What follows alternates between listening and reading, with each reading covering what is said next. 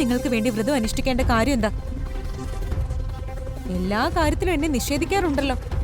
ഭാര്യ എന്ന പദവിക്ക് എനിക്ക് യോഗ്യതയില്ല എന്ന് പറയാറുണ്ടല്ലോ. ഇപ്പൊ എന്താ അത് പറയാത്തെ? കുടുംബത്തിലെ എല്ലാവരും ചേർന്ന് നടക്കുന്ന ഒരു പൂജയല്ലേ? എതിർക്കാൻ പറ്റില്ല അല്ലേ?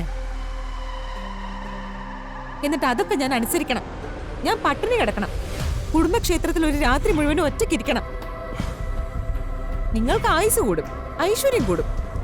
എനിക്കെന്താ നേട്ടം? എനിക്കെന്താ വേണ്ടത്? എല്ലാത്തിനും കാശിന്റെ കണക്കാണല്ലോ. ഈ ഒരു പൂജയിൽ പങ്കെടുക്കുന്നതിന് നിന്റെ കൂലി എത്രയാ? അതും ചേർത്ത് ഞാൻ തന്നോളാം. തന്നോളാന്ന് പറയുന്നതല്ലാതെ എന്റെ അക്കൗണ്ടിലേക്ക് പണം ഇതുവരെ ട്രാൻസ്ഫർ ചെയ്തിട്ടില്ല.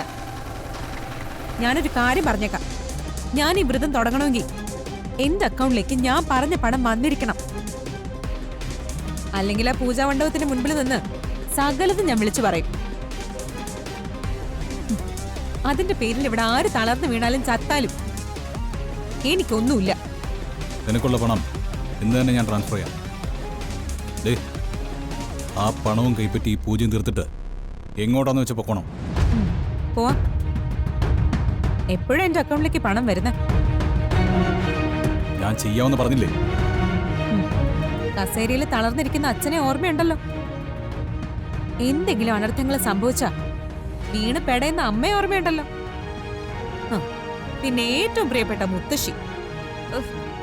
എനിക്കിതൊക്കെ വെറും ശല്യക്കാര് മാത്രമായതുകൊണ്ട് അതിലാരൊടുങ്ങിയാലും എനിക്ക് എന്താ? മിണ്ടരുത്. നീ വ്രതത്തിൽ ഇരിക്കുന്നതിന് മുമ്പ് പണം നിന്റെ അക്കൗണ്ടിൽ എത്തുമെന്ന് പറഞ്ഞാൽ എത്തിയിരിക്കും. മനസ്സിലായോ? വരുണ, ഒരു കാര്യം കൂടി. പൂജ അവസാനിക്കുന്നത് വരെ അച്ഛനും ചേച്ചിയൊക്കെ ഔട്ട് ഹൗസിലുണ്ടാവും. ചേച്ചിയോടുള്ള വരുണിന്റെ പെരുമാറ്റം none of your business. ഈ ദിവസക്കൂലി എണ്ണി വാങ്ങുന്നവളെ വേറെ ഒരു കാര്യത്തിനും ഇങ്ങോട്ട് അഭിപ്രായം പറയാൻ വരണ്ട. അങ്ങനെ എന്തിനെങ്കിലും ശ്രമിച്ചാൽ നീ ഒരു പെരുങ്കള്ളിയാണെന്ന് നിന്റെ കുടുംബക്കാരുടെ മുമ്പിൽ തെളിയിച്ചിട്ട് ഞാൻ ഇവിടെ നിന്ന് ഇറക്കി വിടും. വില വേശം ഉറപ്പിച്ചിട്ടുണ്ടല്ലോ. അവിടം വരെ മതി. എന്നെ നിയന്ത്രിക്കാനോ അനുസരിപ്പിക്കാനോ നീ ശ്രമിക്കരുത്.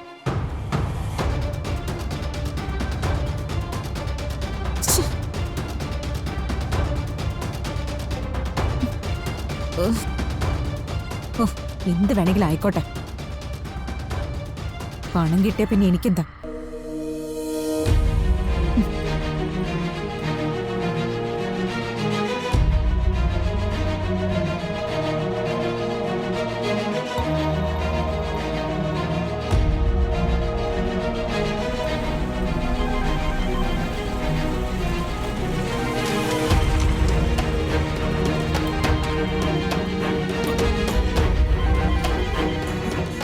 പ്രിയങ്ക, എത്ര നാളായി താൻ വിളിച്ചിട്ട്?